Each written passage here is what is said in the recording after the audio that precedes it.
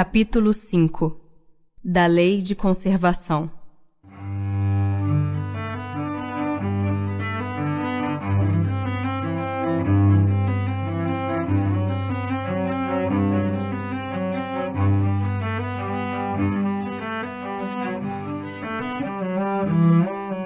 Instinto de conservação. É lei da natureza um instinto de conservação? Sem dúvida. Todos os seres vivos o possuem, qualquer que seja o grau de sua inteligência. Uns é puramente maquinal, raciocinado em outros. Com que fim outorgou Deus a todos os seres vivos um instinto de conservação? Porque todos têm que concorrer para cumprimento dos desígnios da providência. Por isso foi que Deus lhes deu a necessidade de viver. Acresce que a vida é necessária ao aperfeiçoamento dos seres. Eles o sentem instintivamente, sem disso se aperceberem. Meios de conservação.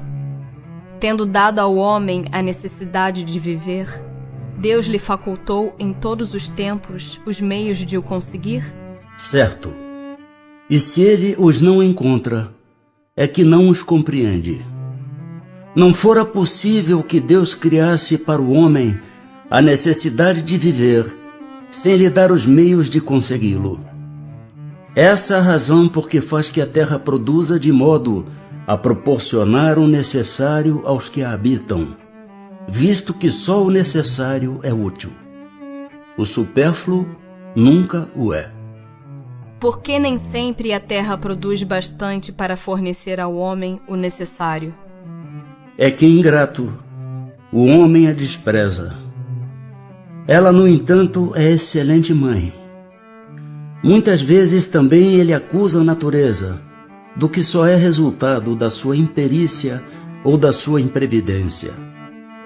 A terra produziria sempre o necessário, se com o necessário soubesse o homem contentar-se. Se o que ela produz não lhe basta a todas as necessidades, é que ele emprega no supérfluo o que poderia ser aplicado no necessário. Olha o árabe no deserto. Acha sempre de que viver, porque não cria para si necessidades factícias. Desde que haja desperdiçado a metade dos produtos em satisfazer a fantasias, que motivos tem o homem para se espantar de nada encontrar no dia seguinte e para se queixar de estar desprovido de tudo quando chegam os dias de penúria? Em verdade vos digo, imprevidente não é a natureza, é o homem que não sabe regrar o seu viver. Por bens da terra, unicamente se devem entender os produtos do solo? O solo é a fonte principal, donde nascem todos os outros recursos, pois que, em definitivo, estes recursos são simples transformações dos produtos do solo. Por bens da terra, se deve, pois, entender tudo de que o homem pode gozar neste mundo. É frequente a certos indivíduos faltarem os meios de subsistência, ainda quando os cerca a abundância. A que se deve atribuir isso? Ao egoísmo dos homens que nem sempre fazem o que lhes cumpre. Depois, e as mais das vezes, devem-no a si mesmos. Buscai e achareis. Estas palavras não querem dizer que para achar o que deseje, basta que o homem olhe para a terra, mas que lhe é preciso procurá-lo não com indolência, e sim com ardor e perseverança, sem desanimar ante os obstáculos, que muito frequentemente são simples meios de que se utiliza a providência para lhe experimentar a constância, a paciência e a firmeza. Não há situações em as quais os meios de subsistência de maneira alguma dependem da vontade do homem, sendo-lhe a privação do de que mais imperiosamente necessita uma consequência da força mesma das coisas? É isso uma prova muitas vezes cruel, que lhe compete sofrer, e a qual sabia ele de antemão que viria a estar exposto. Seu mérito então consiste em submeter-se à vontade de Deus, desde que a sua inteligência nenhum meio lhe faculta de sair da dificuldade.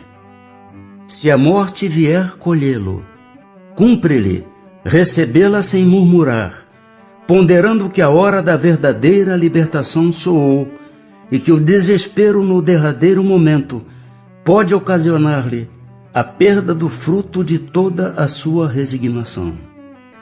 Terão cometido crime os que em certas situações críticas se viram na contingência de sacrificar seus semelhantes para matar a fome? Se houve crime, não teve este a atenuá-lo a necessidade de viver que resulta do instinto de conservação? Já respondi quando disse que há mais merecimento em sofrer todas as provações da vida com coragem e abnegação. Em tal caso, há homicídio e crime de lesa natureza, falta que é duplamente punida. Nos mundos de mais apurada organização, têm os seres vivos necessidade de alimentar-se? Tem, mas seus alimentos estão em relação com a sua natureza. Tais alimentos não seriam bastante substanciosos para os vossos estômagos grosseiros, assim como os deles não poderiam digerir os vossos alimentos. Gozo dos bens terrenos. O uso dos bens da terra é um direito de todos os homens? Esse direito é consequente da necessidade de viver. Deus não imporia um dever, sem dar ao homem um meio de cumpri-lo. Com que fim pôs Deus atrativos no gozo dos bens materiais? Para instigar o homem ao cumprimento da sua missão e para experimentá-lo por meio da tentação. Qual o objetivo dessa tentação? Desenvolver-lhe a razão, que deve preservá-lo dos excessos. Traçou a natureza limites aos gozos? Traçou, para vos indicar o limite do necessário. Mas pelos vossos excessos chegais à saciedade e vos punis a vós mesmos.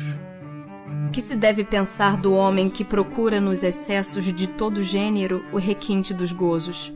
Pobre criatura, mais digna é de lástima que de inveja, pois bem perto está da morte. Perto da morte física ou da morte moral? De ambas. Necessário e supérfluo. Como pode o homem conhecer o limite do necessário? Aquele que é ponderado o conhece por intuição. Muitos só chegam a conhecê-lo por experiência e à sua própria custa. Mediante a organização que nos deu, não traçou a natureza o limite das nossas necessidades? Sem dúvida, mas o homem é insaciável. Por meio da organização que lhe deu, a natureza lhe traçou o limite das necessidades.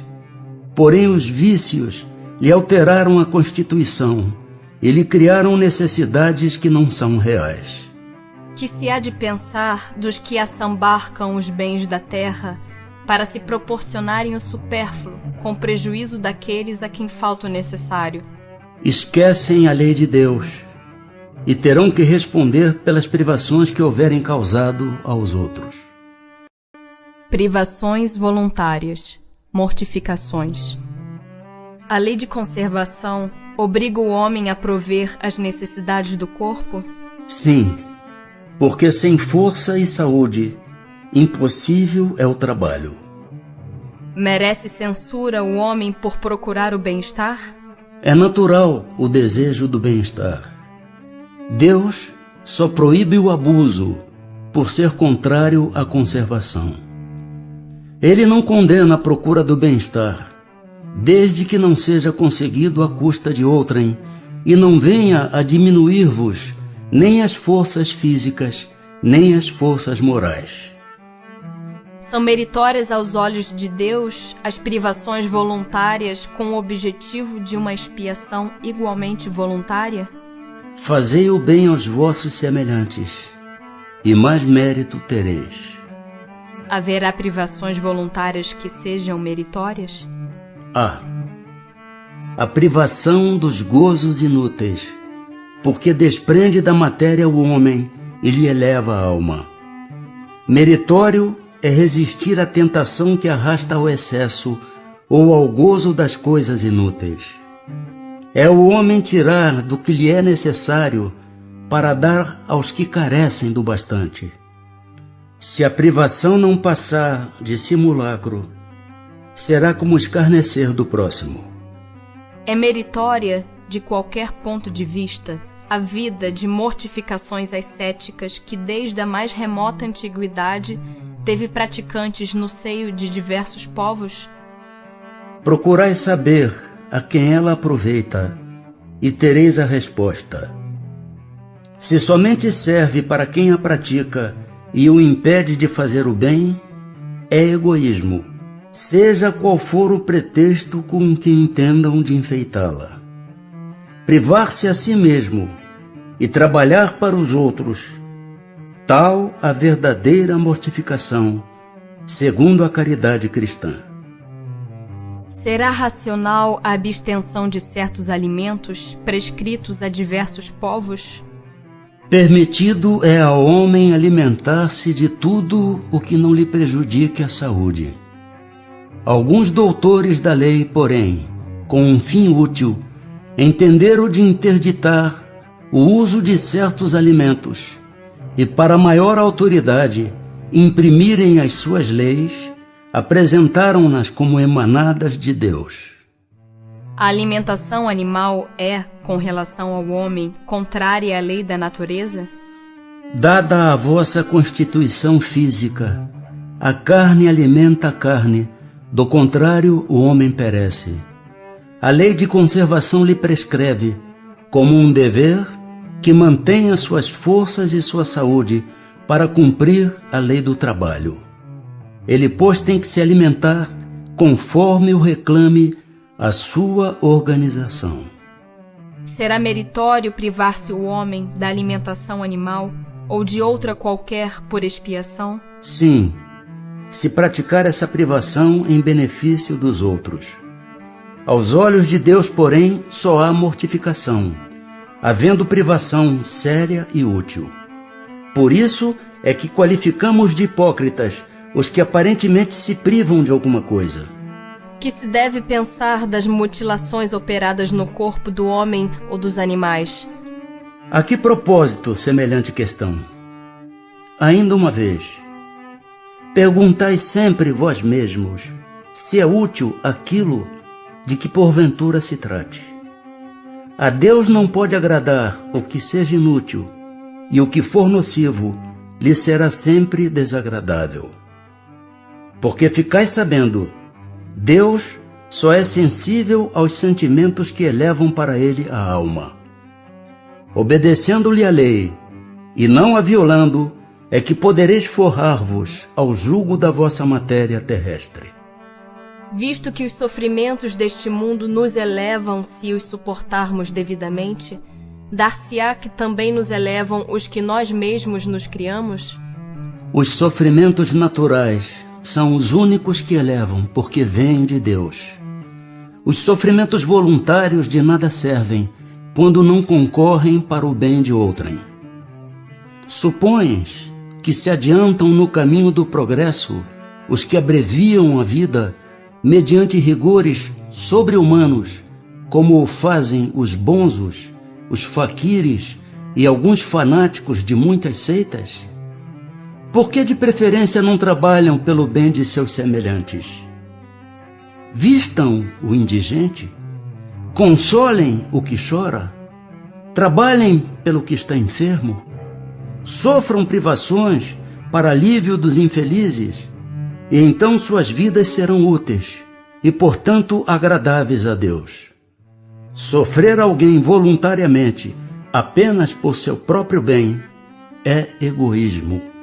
Sofrer pelos outros é caridade. Tais os preceitos do Cristo. Uma vez que não devemos criar sofrimentos voluntários que nenhuma utilidade tenham para outrem, deveremos cuidar de preservar-nos dos que nos ameacem? Contra os perigos e os sofrimentos é que um instinto de conservação foi dado a todos os seres. Fustigai o vosso espírito e não o vosso corpo. Mortificai o vosso orgulho, sufocai o vosso egoísmo, que se assemelha a uma serpente, a vos roer o coração, e fareis muito mais pelo vosso adiantamento, do que infligindo-vos rigores que já não são deste século.